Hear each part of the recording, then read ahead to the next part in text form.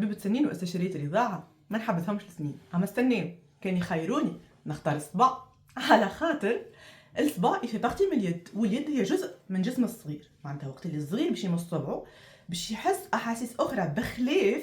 سو كي سو باس أون بوش، على خاطر احنا في العامين الأولانيين في الديفلوبمون بسيكوموتور نتاع الصغير اوني أستاذ أوغا، معناتها العالم يتعدى اترافيغ فمو، يكتشف العالم من فمو، يكتشف أحاسيسه من فمو. كيف أنا نعطيه يمص صبعه يفا جينيري اصلا باش يوصل لبلاصه ياسر عميقه في فمه اللي هي باش تمسد الاعصاب المسؤولين على الراحه وعلى ضد الاوجاع وعلى الريلاكساسيون وعلى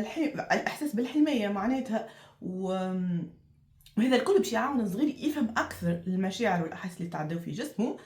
الحاجه اللي هي تخليني نفضل الصباع اكثر من السوسات هي انه سورتو الصباع ينجم ينحي يده من فمه باش يتفاعل مع الدنيا، معناتها خاطر هو او بو دو تروازيام موا باش يولي يحب يتفاعل، يشد لعبه، يشد لك وجهك،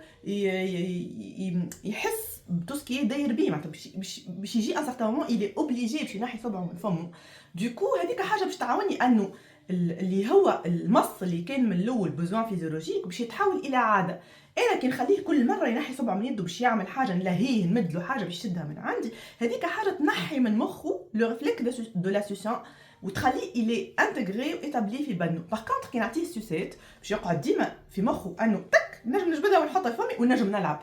ولا نجم نعمل حاجه توتون ساشون لي انا وقتها قاعد نخدم في حاجتين مختلفين، قاعد نمص وقاعد نلعب ولا قاعد نكتشف. باغ كونطخ في صبعك قاعد تمص وتو انتغر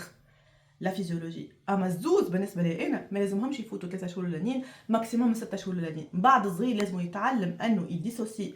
تو سكي فيزيولوجي دو كور اترافير لا سوسيون مع اللعب مع